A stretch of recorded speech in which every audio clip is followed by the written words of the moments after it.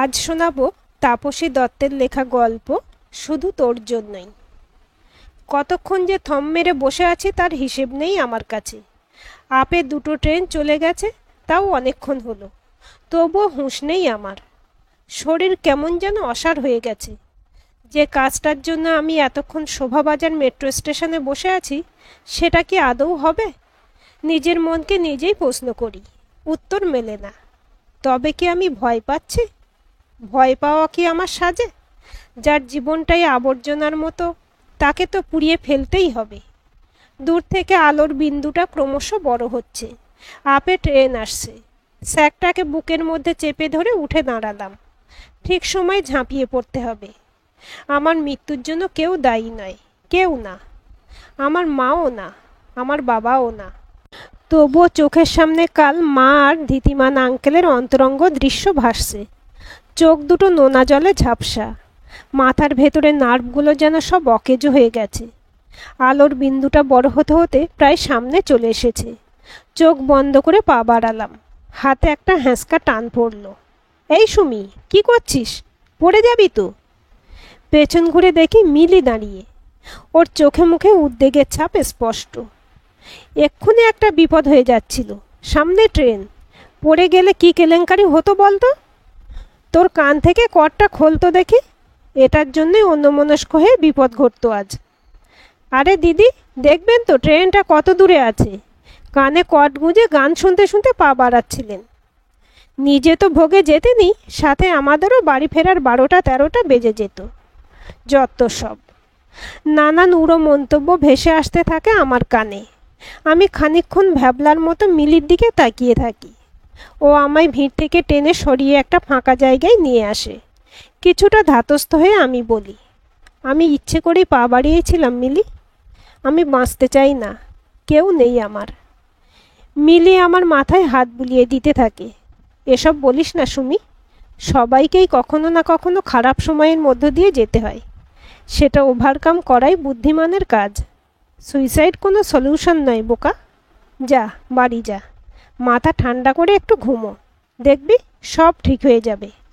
বাড়ি? বাড়ি কাকে বলে বলতে পারিস? যেখানে বাবা মা নিজের লোকেরা থাকে, তাই না? যেখানে ঢুকলে সমস্ত ক্লান্তি মন খারাপ সব দূর হয়ে যায়, সেটাই বাড়ি, তাই তো? হ্যাঁ তাই তো। তবে যে আমার নিজের বাড়ি নেই। ওটা একটা খাঁচা ছিল, আজ ভেঙে বেরিয়ে এসেছি। মিলি কি বুঝলো জানি না, তবে খানিকক্ষণ চুপ করে থেকে বলল, আমার বাড়ি যাবি? তবে আমার বাড়ি কিন্তু ভাঙাচোরা। খুব হাসি পেল মনে মনে। এই এত বড় পৃথিবীতে যার নিজের বলতে কেউ নেই, একটা মাথা গোঁজা ঠাঁই অবধি না, তার কাছে ভাঙাচোরা বাড়িটাও যে রাজপ্রাসাদ। বেথুনে আমি আর মিলি একসাথে জিওগ্রাফিতে অনার্স পড়েছি। বেথুনের আশেপাশেই কোথাও ওর বাড়ি। কাঁধে ব্যাগ ঝুলিয়ে একটা সস্তা চুড়িদার পরে ও হেঁটে কলেজে আসতো, আর আমি লাল হন্ডা সিটিতে যাতায়াত করতাম। এই বৈষম্যের জন্যই হয়তো সম্পর্কটা হাই হ্যালো কেমন আছিস, ভালো আছি থেকে বেশি এগোয়নি। সম্প্রতি বন্ধুদের হোয়াটসঅ্যাপ গ্রুপে আবার মিলি আর আমি একসাথে হই। টুকটাক কথাবার্তা হতো, আর বাদ দুয়েক শপিং মলে দেখা হয়েছে। ওখানেই ও কাজ করে।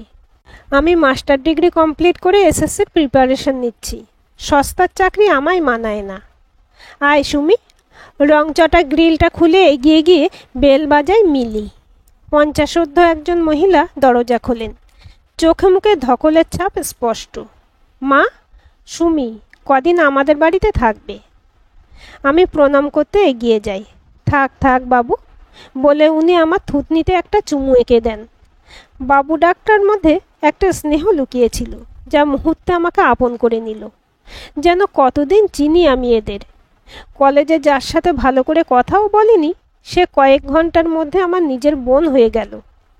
7-8 বছর ধরে মিলির বাবার কারখানা লক আউট। লটারির টিকিট বিক্রি করে সংসার চালাতেন। 1.5 বছর আগে স্ট্রোক হওয়ায় এখন সেই রোজগারও বন্ধ। কাকু বিছানায় শয্যাশায়ী। মিলির উপার্জনের কটা টাকাতেই সংসার চলে। তার উপর কাকুর বিপুল পরিমাণ ওষুধের খরচা। কাকিমা ব্লাউজ সেলাই করেন। অভাব এদের নিত্যসঙ্গী। তবু এদের 3 জনের অসম্ভব আত্মিক টান। দেখ আমাদের ভাঙাচোরা ঘর, এসিও নেই, তোর খুব অসুবিধা হবে রে। কিছু বলার নেই আমার, শুধু ওর দিকে তাকিয়ে রইলাম। Happy birthday Sumi. কাল একটু রাত করে ঘুম এসেছিল। মুখের উপর এসে পড়া কড়া রোদ জানান দিচ্ছে বেশ বেলা হয়ে গেছে। ধর্মর করে বিছানায় উঠে বসলাম। মিলি আবারও বলল, হ্যাপি বার্থডে ডিয়ার। চোখ কষলে ওর দিকে তাকালাম। সত্যিই তো, আজ আমার জন্মদিন। বেমালুম ভুলে গেছিলাম। আজ থেকে 24 বছর আগে অবাঞ্ছিত আমি পৃথিবীর আলো দেখেছিলাম। কি ক্ষতি হতো আমি না এলে? কাল তো নিজেকে শেষ করেই দিচ্ছিলাম। মিলির হাতেই আবার আমার পুনর্জন্ম হলো। স্মিত হেসে বললাম, থ্যাংক ইউ ডিয়ার। এর মধ্যেই কাকিমা পায়েসের বাটি হাতে ভেতরে ঢুকলেন। এই নাও, আজ একটু পায়েস খেতে হয়। আজ জন্মদিনের কথা জানতুম না তো, বাড়িতে যা ছিল তাই দিয়েই করলুম। বাসি মুখেই একটু খেয়ে নাও দেখি। মিলিটা অফিসে বেরিয়ে যাবে তো, ওরা দেখা হবে না। ঠাকুরমা চলে যাওয়ার পর জন্মদিনে পায়েস খাওয়াটা ভুলেই গেছিলাম। আর আমি যাকে মা বলে ডাকি, সে কি কোনোদিনও আমায় এভাবে পাশে বসিয়ে পায়েস খাইয়েছে? তার কি মনে আছে আজ আমার জন্মদিন? যাক, যে অতীতটাকে ফেলে এসেছি তাকে আর নাড়াঘাঁটা করতে ইচ্ছে করলো না। অতীতকে দূরে সরিয়ে রাখাই ভালো। এত আনন্দ আর কোনো জন্মদিনে পাইনি। ফেসবুকে শুভেচ্ছা বার্তাগুলো এবছর প্রাণ ভরে উপভোগ করলাম। হারিয়ে যেতে যেতে নিজেকে আবার নতুন করে খুঁজে পেয়েছি আমি। বেশ কয়েক মাস হয়ে গেল আমি মিলিদের বাড়িতে আছি। মিলির বাবা মা আমার নিজের বাবা মা হয়ে গেছে কবে তা আমি নিজেও বুঝতে পারিনি। জলটা ওটা দেওয়াল আর ছেঁড়া পর্দা ঝোলানো চার দেওয়ালের মাঝে যে এত সুখ তা কে জানতো? ওরা আমার বাড়ি, আমার বাবা মা সম্বন্ধে কিছুই জানতে চায়নি। কেনই বা সেদিন আমি নিজেকে শেষ করতে গেছিলাম।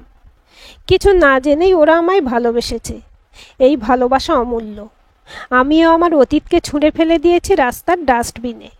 ইতিমধ্যে শ্রীরামপুরে একটা ইংলিশ মিডিয়াম স্কুলে শিক্ষকতা চাকরি জোগাড় করে ফেলেছি।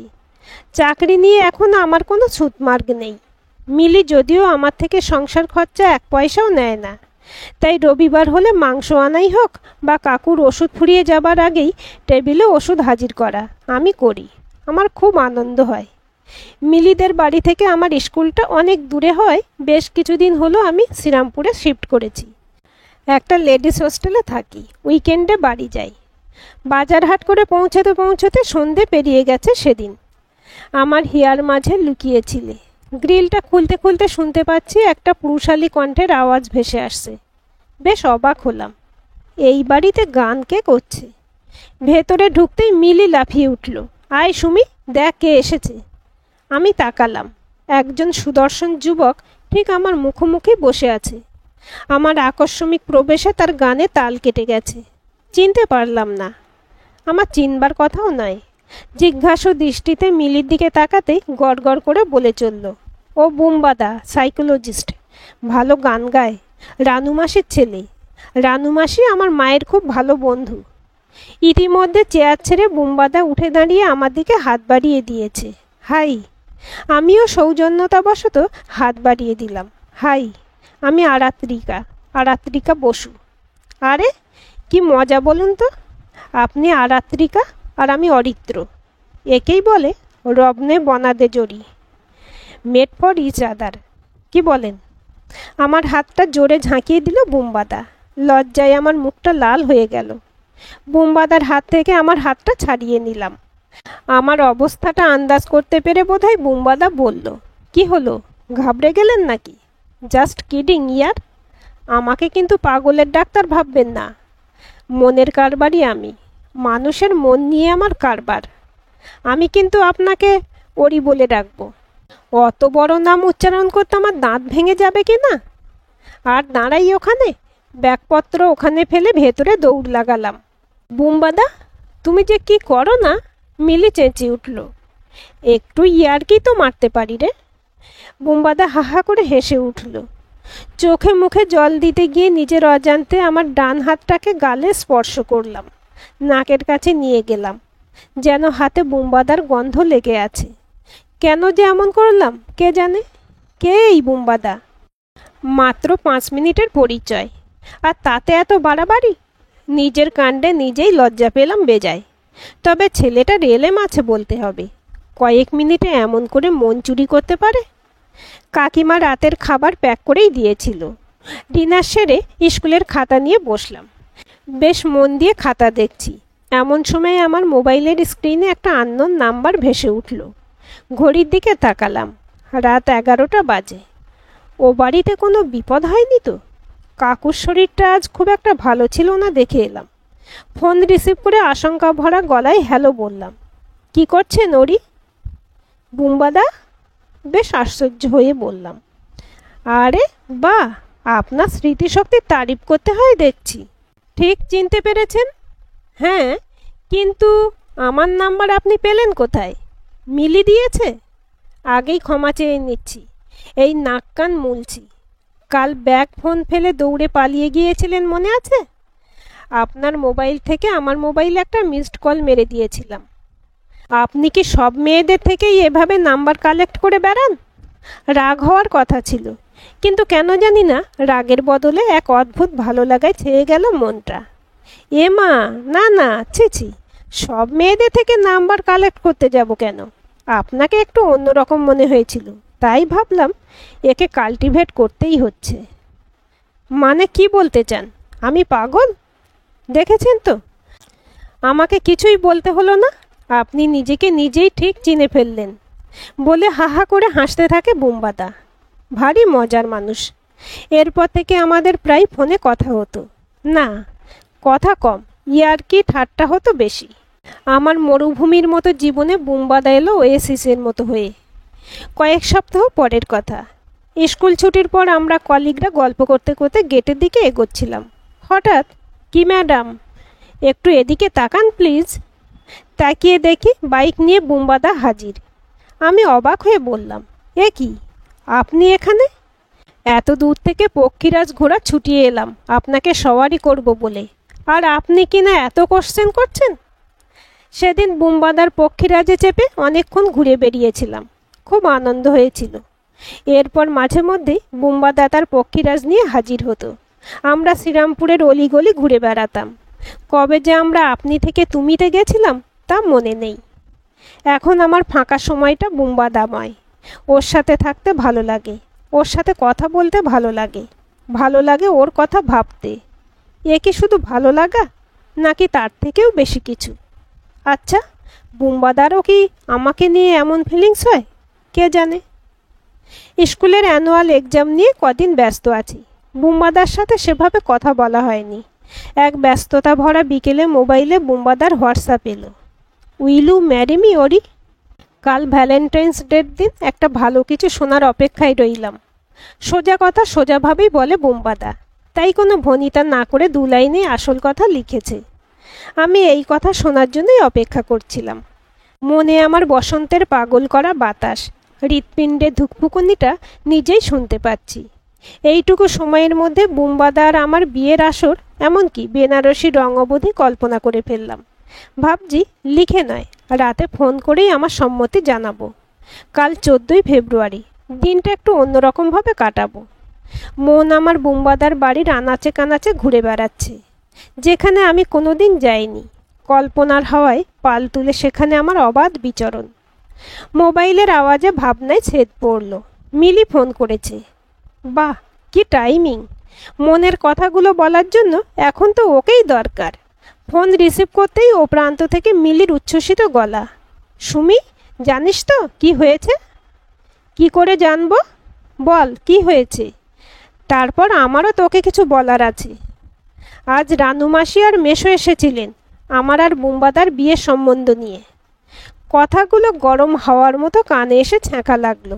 মিলি বলেই চলেছে, জানিস তো, সেই ছোটবেলা থেকে আমি বুম্বাদাকে ভালোবাসি। ও তখন হাফ প্যান্ট আর আমি ফ্রক। সেই সময় থেকে ও আমার মনের রাজা। যখন কোনো বিয়ে বাড়ি যেতাম তখন বরবেশে শুধু ওকেই দেখতাম। ঠিক কবে যে আমার মনটা ওর কাছে বাঁধা পড়েছিল তা আমি নিজেও জানি না। শুধু জানি আমি ওকে ভালোবাসি, আর সত্যিকারের ভালোবাসা থাকলে মিল ঠিক হবেই। আমার মাথার ভেতরটা ভোঁ ভোঁ করছে, কান্নাগুলো গলার কাছে দলা পাকিয়ে যাচ্ছে। মনে হচ্ছে পায়ের নিচে থেকে মাটিগুলো সব সরে যাচ্ছে আমার। হাত পা অসাড়, আমি ডুবে যাচ্ছি কোন অতল তলে। কি রে, শুনতে পাচ্ছিস? হ্যাঁ রে, পাচ্ছি। খুব ভালো খবর তো। হ্যাঁ রে, আমার এতদিনের স্বপ্ন এবার সত্যি হলো বলে। এবার তুই কি বলছিলিস বল। খানিক সামলে নিয়ে বললাম, ওই দেখো, আমি আবার কি বলবো? ওই যে বললি তোরও কি বলার আছে। ও হ্যাঁ, আছেই তো। আমাদের স্কুলের ম্যাথ টিচার শুভময়দা অনেক দিন ধরেই আমার পিছনে পড়েছিল। ভাবছি কাল হ্যাঁ বলে দিই। That's great. তুই তোর মনের মানুষ পেয়ে গেলি। আমরা কিন্তু একদিনেই বিয়ে করব, হ্যাঁ? সবার সব কিছু পাওয়া হয় না। আমি বড় লোকের মেয়ে, বাবা মায়ের একমাত্র সন্তান। বাবা সারা বছর ব্যবসা নিয়ে বিদেশ ভ্রমণে ব্যস্ত থাকতো, আর মা ব্যস্ত থাকতো তার এনজিও নিয়ে। আমি ন্যানির কাছে মানুষ। বাবা মা কোনোদিনও আমার পাশে বসে মাথায় হাত বুলিয়ে দুটো কথা বলেননি। কাছের মানুষ বলতে আমি ঠাকুরমাকেই পেয়েছি। ঠাকুরমা চলে যাওয়ার পর আবার আমি একা হয়ে গেলাম। বাবা মা নিজেদের মধ্যে লড়াই করে যে যার রাস্তা দেখে নিল। আমি মায়ের কাছে পড়ে রইলাম অবাঞ্ছিত হয়ে। তারপর একদিন মায়ের সাথে ধৃতিমান আঙ্কেলকে অন্তরঙ্গ অবস্থায় দেখে ফেললাম। বেঁচে থাকার মানেটাই হারিয়ে গেছিল। মিলির বাড়িতে এসে ভালোবাসা পেলাম, খুঁজে পেলাম বেঁচে থাকার মানে। পরিবার কি তা বুঝলাম। একটা সুন্দর পরিবার পেলাম। আমি মিলির মন কিছুতেই ভাঙতে পারবো না, কিছুতেই না। মোবাইলে টাইপ করলাম, বুম্বাদা, আমি তোমাকে কখনো অন্য চোখে দেখিনি। বেশ কিছুদিন হলো আমার কলিগ শুভময়দার সাথে প্রণয়ের সম্পর্কে জড়িয়েছি। তোমায় বলা হয়নি। আমায় তুমি ভুল বুঝো না। দেখো, তুমি আমার থেকে অনেক ভালো মেয়ে পাবে। কালকের দিনটা তোমার ভালো কাটুক। দুটো টিক হয়েছে, অপেক্ষা করে আছি টিক দুটো নীল হওয়ার। ও প্রান্ত থেকে নিশ্চয়ই কিছু মেসেজ আসবে। টেবিলের উপর অনেক দিন ধরে অযত্নে একটা খাম পড়েছিল, দেরাদুনের একটা স্কুলে চাকরির অফার লেটার। ভাবছি খুব শীঘ্রই ওখানে জয়েন করব। ভালো থাকিস মিলি, তোর নতুন জীবন সুখের হোক। আজকের গল্পটি কেমন লাগলো কমেন্ট করে জানাবেন। ভালো লাগলে লাইক, হাইপ, শেয়ার করবেন। আর চ্যানেলটি সাবস্ক্রাইব করে বেল আইকনটি ক্লিক করে রাখতে ভুলবেন না।